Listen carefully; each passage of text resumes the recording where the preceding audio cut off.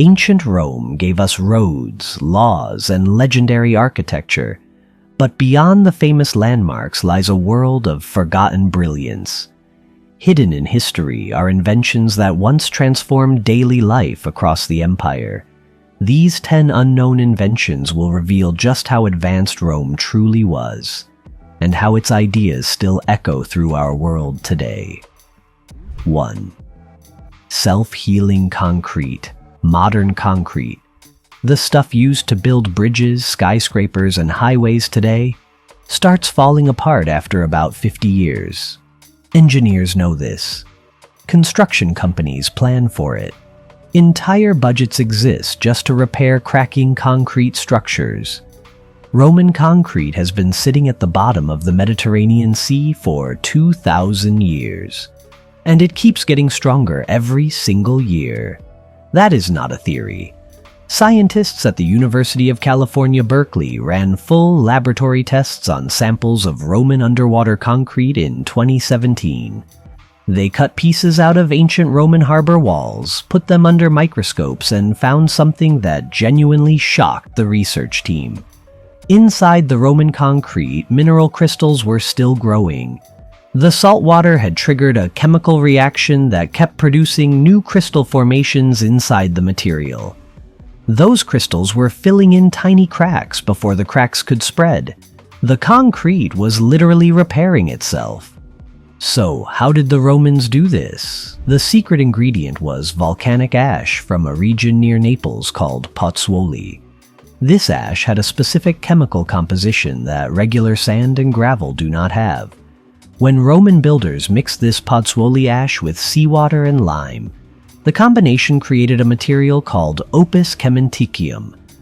A Roman engineer named Marcus Vitruvius Pollio wrote the full recipe down around 25 BC in a book called De Architectura.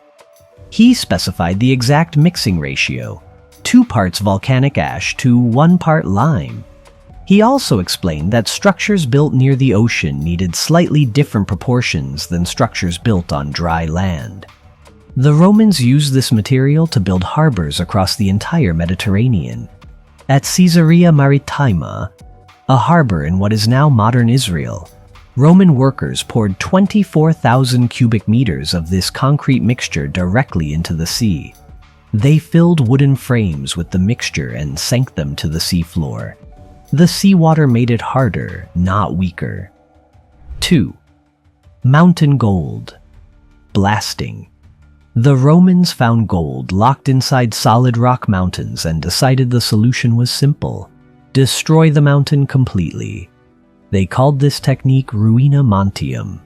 That phrase means the ruin of mountains in Latin. The name alone tells you how extreme this process was. Roman engineers first surveyed a mountain or hillside that contained gold or silver deposits. Then they built long water channels, called aqueducts, from nearby rivers to the top of that mountain. These channels collected water over weeks or months and stored it in massive tanks built right at the summit. When the tanks were completely full, workers opened everything at once. Millions of liters of water hit the mountainside at the same moment. The pressure was enormous. Rock faces that had stood for millions of years collapsed in minutes. The rushing water carried broken rock and exposed gold deposits down the hillside, where workers collected the gold at the bottom using wooden sluices. Roman historian Pliny the Elder, who lived from 23 AD to 79 AD, actually watched this process happen and wrote about it in detail in his book Naturalis Historia.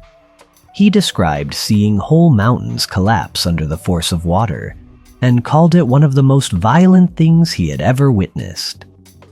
The biggest surviving example of this technology is a place called Las Medullas in northwestern Spain. Roman workers spent almost 2 full centuries flooding and collapsing that landscape. They extracted approximately 1.5 million kilograms of pure gold from that single location. Go look at Las Medullas on Google Maps right now. The entire landscape looks like a red alien planet. Hundreds of jagged rock towers surrounded by valleys carved entirely by water pressure.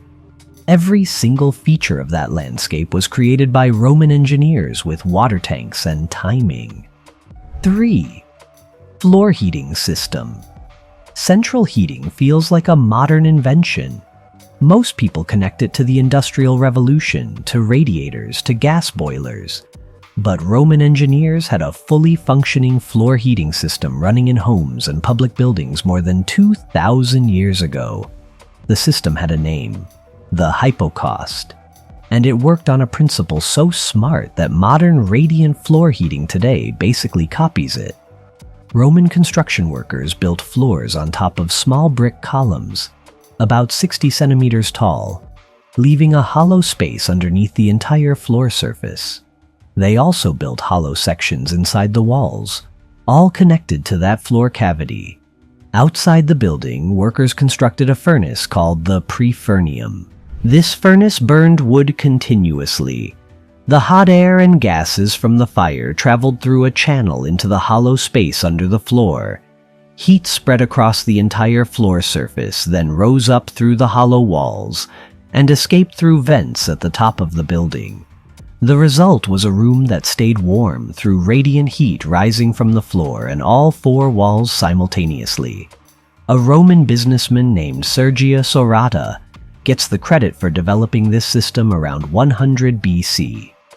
He originally used it to heat water in his oyster farming pools near the Bay of Naples, keeping the water at the right temperature for the oysters to grow faster. Then he applied the exact same principle to human bathhouses and private homes. Within 50 years, wealthy Romans across the empire were installing hypocaust systems in their villas. The floors in these heated rooms got so hot that visitors could not walk on them barefoot.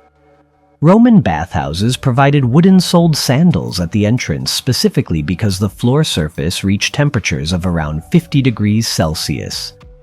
4. Rome's daily news. Julius Caesar created the world's first government-run daily news publication in 59 BC. He called it the Acta Diurna, which means daily records. Every single day, workers carved or painted the day's news onto stone tablets and metal sheets. Those sheets then went up in public locations all across Rome.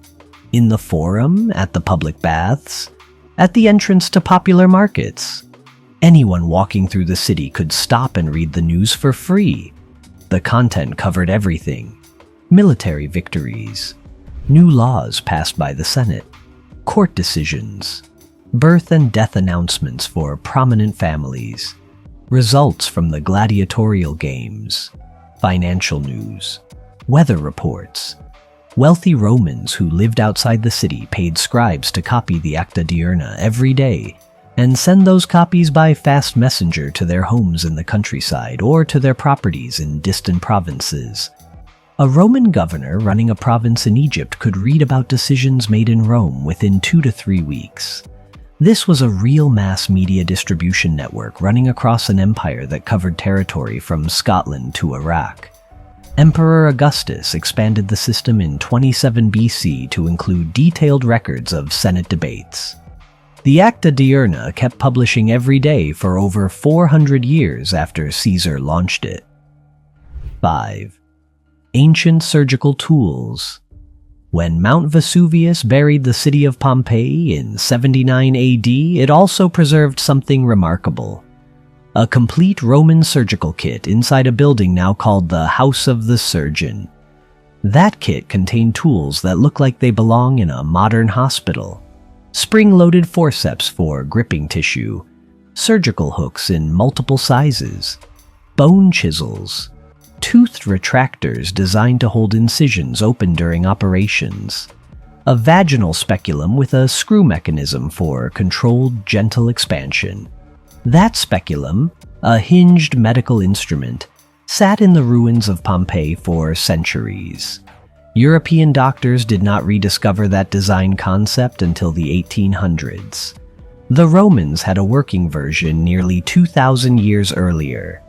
Roman military doctor Dioscorides, who worked under Emperor Nero around 65 AD, documented surgical procedures that included cataract removal, bladder stone extraction, and treatment of dislocated joints.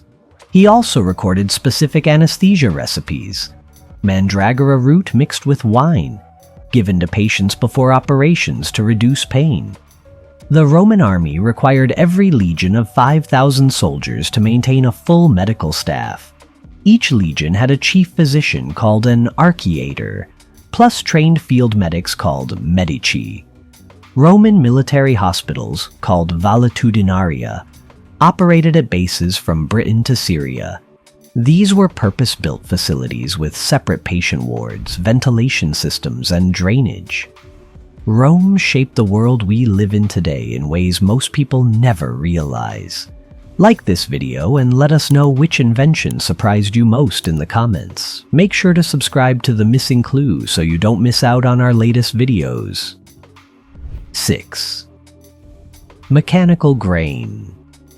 Harvester. Somewhere in the wheat fields of what is now northern France and Belgium, Roman farmers were using a mechanical grain harvester pulled by a donkey. This was happening around 50 AD. The machine was called the valus. Roman writer Palladius described it in detail. Roman historian Pliny the Elder also mentioned seeing it in use in the Gallic provinces. The valus looked like a large rectangular box on 2 wheels. The front of the box had a row of metal teeth sticking out like a comb. A donkey or ox pushed the machine from behind through the wheat field. As the machine moved forward, those metal teeth stripped the grain heads off the stalks and they fell into the box. Workers walked alongside and emptied the box when it filled up.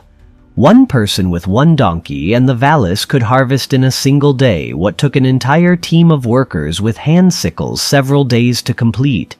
This machine existed, worked efficiently, and saved enormous amounts of labor. Then the Roman Empire collapsed and the valus completely disappeared from use.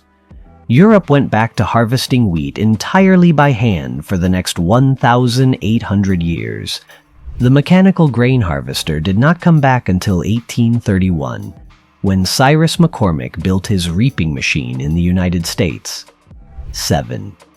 Rome's apartment cities. Rome in 100 AD had a population of approximately 1 million people.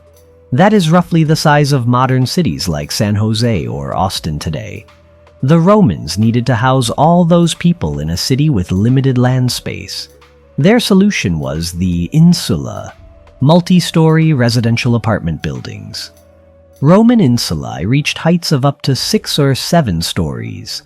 Emperor Augustus actually passed a law capping building height at 20 meters because some developers were pushing structures so tall they became unsafe. Emperor Nero later lowered that limit to 18 meters after a major fire. Ground floor units in an insula had access to fresh water from a street fountain, direct access to shops, and better construction quality. Upper floor units were cheaper, had thinner walls, and required residents to carry water up multiple flights of stairs. Wealthy tenants took the lower floors. Lower-income residents lived higher up. City planners in Rome organized entire neighborhoods of these buildings around shared infrastructure, public water fountains fed by the aqueduct system, public toilet facilities called foricai that used running water for continuous flushing, and street-level shops built directly into the ground floors of residential buildings. The city had zoning. Loud, smelly trades like tanning and metalworking got pushed to specific districts away from residential areas. Market areas had designated locations. 8. Distance measuring wheel. Roman military surveyors needed accurate distance measurements across thousands of kilometers of roads and territory. They built a device called the hodometer, a wheeled cart with a mechanical counter inside that tracked exactly how far it had traveled. The cart had a single large wheel of a known circumference. Inside the cart body sat a series of interlocking bronze gears. As the wheel turned, it moved the first gear slightly. That gear moved the next gear. After the wheel completed exactly 400 rotations, equaling 1 Roman mile, The final gear tipped a small pebble from a storage compartment into a collection box below. At the end of a day's surveying, the surveyor simply counted the pebbles in the collection box. Each pebble equaled 1 Roman mile traveled. Julius Caesar's engineers used hodometers during the military campaigns across Gaul from 58 BC to 50 BC. The device allowed Roman cartographers to produce maps of newly conquered territories with remarkable accuracy. Roman roads, which the army built to exact specifications across 400,000 kilometers of the empire, got measured and planned using this technology. 9. Water-powered mills. Roman engineers understood water power at a level that Europe would not match again for over 1,000 years after Rome fell. The mill complex at Barbegal in southern France, built around 300 AD, featured 16 water wheels arranged in 2 parallel rows running down a steep hillside. Each water wheel connected to a millstone through a wooden gear system. The whole complex used the force of falling water to grind grain continuously. The output of that single facility, 4.5 tons of grain flour per day, could feed a city of 80,000 people. This was industrial-scale food processing powered entirely by water, running in the 3rd century AD. Roman engineers applied water power to sawing wood, crushing ore, and cutting stone as well. The site at Hierapolis in modern Turkey contained water-powered stone saws, documented around 370 AD. A Roman engineer named Ammianus Marcellinus described watching stone-cutting machines driven by river currents operating at multiple sites across the empire. 10. Lead pipe network. Rome, in its peak period, moved approximately 1 million cubic meters of fresh water into the city every single day through its aqueduct system. Getting that water from the aqueduct delivery points to individual homes and buildings required an enormous network of pipes.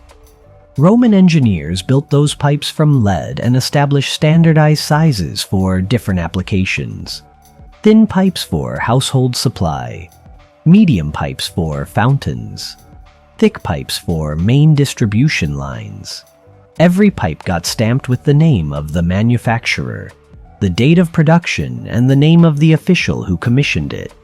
The people who installed and maintained these pipes were called plumbari, from plumbum, the Latin word for lead.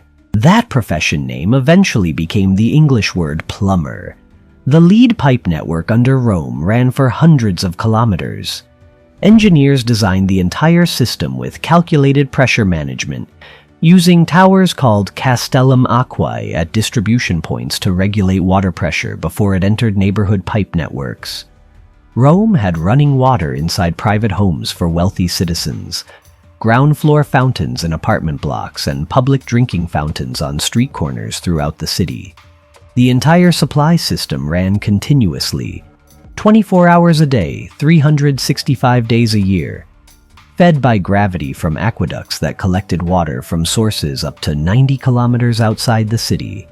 The longest Roman aqueduct ever built, the Aqua Augusta, stretched 140 kilometers and supplied fresh water to 9 cities around the Bay of Naples, including Pompeii and the naval base at Misenum.